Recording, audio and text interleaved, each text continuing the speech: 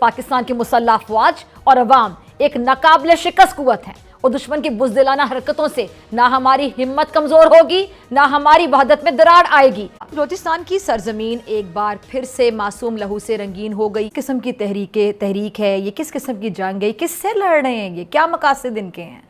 किसी को कमज़ोर करना होता है तो आप अंदर से कमज़ोर कैसे करते हैं कि अंदर कूट डलवा दी जाती है जिसमें सूबाइयत कार्ड का इस्तेमाल किया जाता है, लसानियत का, ज़बान की बुनियाद पर, सूबों की बुनियाद पर, फ़िक्के की बुनियाद पर है। ख़ास तौर पे मोदी ये काइनेटिक पे ज़्यादा बिलीव करते हैं। They are weaponising everything. पानी को वेपनाइज कर रहे हैं, वो डिप्लोमेसी को वेपनाइज कर रहे हैं, वो पॉलिटिक्स को वेपनाइज कर रहे हैं, वो मजहब को वेपनाइज कर रहे हैं। देखिए यहाँ पर जो बैड गवर्नेंस है ना जी, बैड गवर्नेंस वो प्राइम रीजन रही है इस सिचुएशन को खराब कर रहे हैं। प्राइम रीजन मेरी नजर में बैड एंड पुअर गवर्नेंस रही है। हमारी जो इकोनॉमिक एक्टिविटीज थी, हमारी जो सोशल पॉलिटिकल एक्टिविटीज थी, वो इतने बैडली कंडक्ट की गई हैं कि ये डिप्रीवेशंस बढ़ती चली गई। सूबा एक डिफरेंट हालात से गुजर रहा है जी। It's not an ordinary situation, this is a serious situation. जय हिंद दोस्तों, स्वागत है आपका आपके अपने इंडो पाक राइवलरी चैनल में। अपनी आजादी की लड़ाई लड़ रहे बलोच लिबरेशन ने ऑपरेशन बाम की घोषणा कर दी है।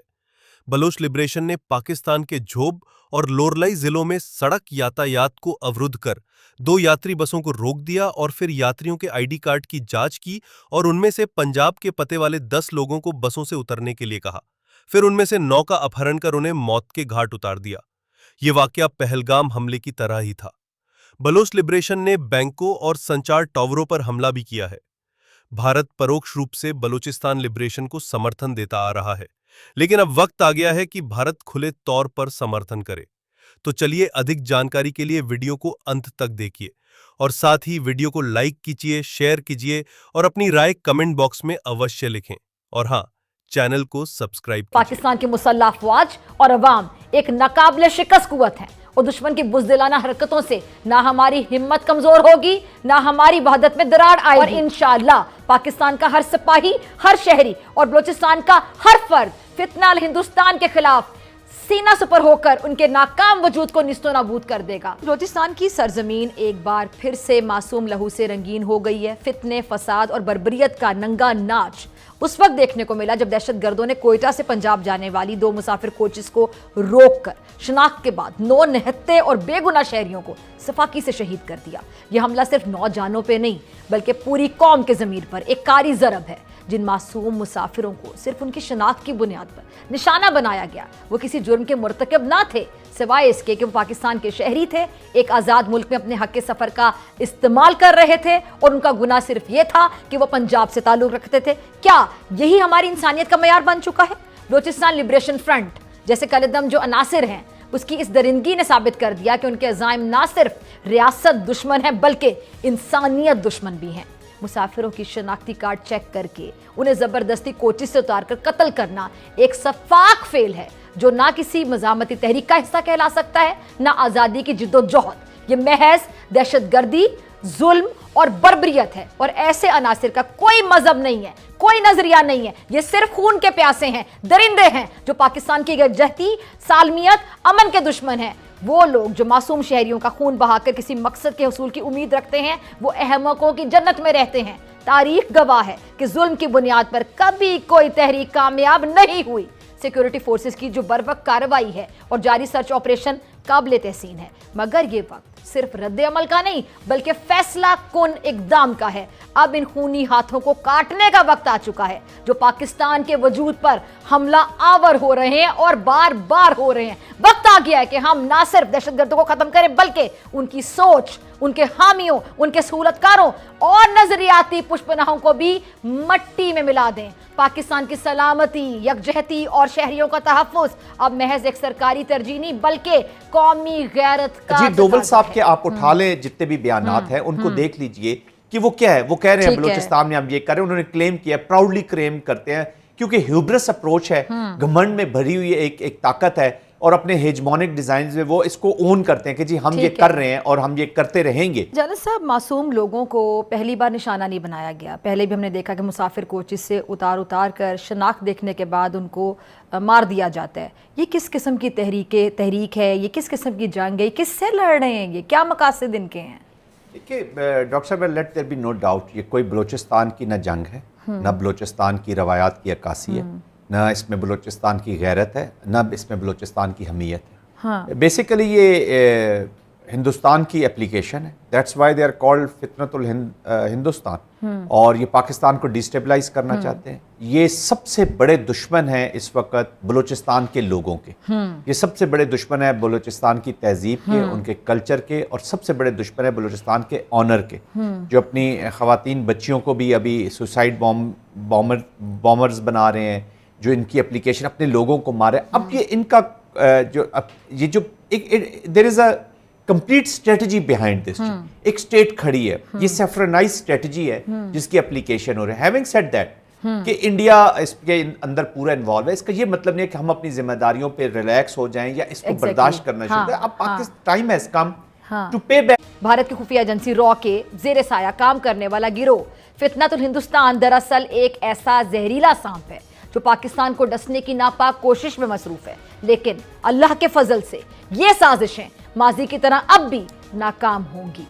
اچھا آپ یہ ذرا غور کریں، جو بھارتی سوشل میڈیا اکاؤنٹس جیسے کہ یہ بابا بنارس ہے، فرنٹل فورس اور اس طرح کے اور بھی اکاؤنٹس، یہ مسلسل ان کارروائیوں کے اشارے پہلے سے دیتے رہے ہیں.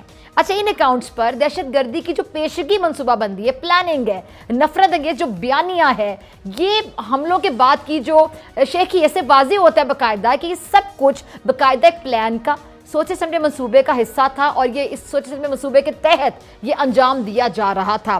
وار کی اسٹریٹجی ہوتی ہے کہ جب بھی آپ نے کسی کو کمزور کرنا ہوتا ہے تو آپ اندر سے کمزور کیسے کرتے ہیں کہ اندر پھوٹ ڈلوا دی جاتی ہے، جس میں صوبائیت کارڈ کا استعمال کیا جاتا ہے، لسانیت کا، زبان کی بنیاد پر، صوبوں کی بنیاد پر، فقہ کی بنیاد پر لڑائیاں کروا دی جاتی ہیں.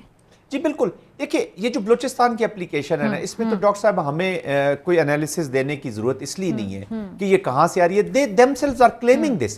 اجیت ڈوول صاحب کے آپ اٹھا لیں جتنے بھی بیانات ہیں ان کو دیکھ لیجئے کہ وہ کیا ہے. وہ کہہ رہے ہیں بلوچستان میں ہم یہ کر رہے ہیں، انہوں نے کلیم کیا، پراؤڈلی کلیم کر. یہ حقیقت ہے کہ بھارت کی یہ جو اسٹریٹجی ہے اس کی عسکری، سفارتی، اخلاقی ناکامیوں کا عکس ہے، منہ بولتا ثبوت ہے.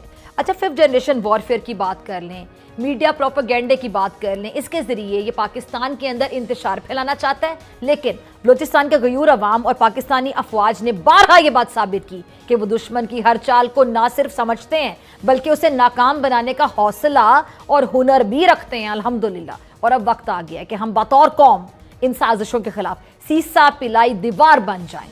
بلوچ عوام کو دشمن کے ان اعلی کاروں کو پہچان کر ان کے خلاف ریاست کا بازو بننا ہوگا.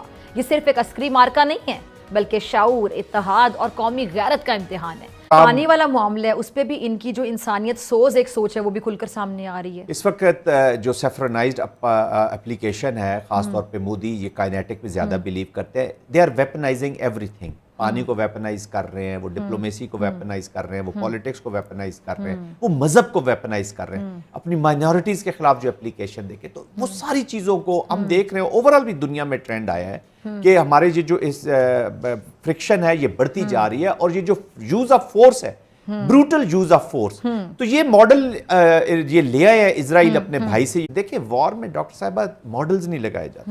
وار میں تھیریز ہوتی ہیں، وار کی اپنی تھیریز ہوتی ہیں. ہر set of environment, set of people جن کے ساتھ آپ کی جنگ ہوتی ہے وہ ڈیفرنٹ ہوتے ہیں. تو Pakistan is a different country, but however ایور یہ اب ان کا لیڈ انسٹرومنٹ رہے گا. پاکستان نے ایز اے نیشن یہ اب ہم افورڈ نہیں کر سکتے کہ 2014 میں آپ نیشنل ایکشن پلان بناتے ہیں اور اس پہ پھر عمل نہیں ہوتا، اور پھر 11 سال کے بعد ہم کہہ رہے ہوتے ہیں کہ کاش کہ ہم نے ان چیزوں پر عمل کر لیا ہوتا. تو پاکستان کو سیریسلی اس تھریٹ کو لینا ہوگا، اور جو کائنیٹک کرنے ہیں ہم نے آپریشنز ان کو پریسیجن کے ساتھ جاری رکھنا ہوگا، اور اپنی سپیریئر پولیٹکس اور سپیریئر منورز کے ساتھ، ڈپلومیسی کے ساتھ اب پوری دنیا کو ہم نے بتانا ہے کہ یہاں پہ کیا ہو رہا ہے. اکثر پیغام سامنے آئے کہ جو ہمارے شہداء ان کا خون ہرگز رائے گا نہیں جائے گا. اور اس کے ساتھ ساتھ یہ جو پراکسی اب یہ تنظیمیں پراکسی وار کے طور پہ استعمال ہو رہی ہندوستان کے ہاتھوں میں، تو ان کا اب خاتمہ واقعی بڑا ضروری ہے، ناگزیر ہے. فیصلہ کن اقدامات ہمیں کرنے ہیں. اب وہ اقدامات کیا ہو سکتے ہیں؟ اب آپ کو نہیں لگتا کہ وقت آ گیا کہ باقاعدہ جو اس قسم کی پراکسی تنظیمیں ہیں جو دشمن کے ہاتھوں میں کھیل رہی ہیں، فنڈز بھی لے رہی ہیں ان سے، یا اپنے لوگوں پہ گولیاں چلا رہی ہیں، اپنے لوگوں کو شناختی کارڈ دیکھ کے مار رہے ہیں یہ، اور اپنے معصوم لوگوں کو مینیپولیٹ کر رہے ہیں، ان کے دماغوں کو، تو اب وقت نہیں آ گیا کہ ان کے ہاتھ اب کاٹ دینے چاہیے؟ بالکل اب نہیں تو کب؟ جی بالکل آپ صحیح فرما رہی ہیں. دیکھیں اسٹیٹ ہیز ڈیسائیڈڈ. دیکھیں یہاں پر جو بیڈ گورننس ہے نا جی، بیڈ گورننس، اس وہ پرائم ریزن رہی ہے اس سچویشن کو خراب کر رہے ہیں. پرائم ریزن میری نظر میں بیڈ اینڈ پور گورننس رہی ہے. ہماری جو اکنامک ایکٹیویٹیز تھی, ہماری جو سوشل پولیٹیکل ایکٹیویٹیز تھی, وہ اتنے بیڈلی کنڈکٹ کی گئی ہیں کہ یہ ڈپریویشنز بڑھتی چلی. صوبہ ایک ڈفرنٹ حالات سے گزر رہا ہے جی. It's not an ordinary situation, this is a serious situation. تو سیریس سچویشن میں پھر سیریس ایکشنز کیے جاتے ہیں, اور ہول آف اے نیشن کے تحت ہی ہم کر سکتے ہیں. اس میں آپ کیڑے نکالنا صاحب کیا ہو سکتے ہیں, دیکھیں میں یہ کہہ رہا ہوں کہ آپ کیا ہو سکتے ہیں. ایک تو یہ ہے جو سوشل اکنامک پولیٹیکل ڈپریویشنز ہیں یا جو پولرائزیشن ہے, اس کو ختم کرنے کی ضرورت ہے آن ون سائڈ, اور پریسیژن کے ساتھ ادھر, اور جو ڈیولپمنٹ ہے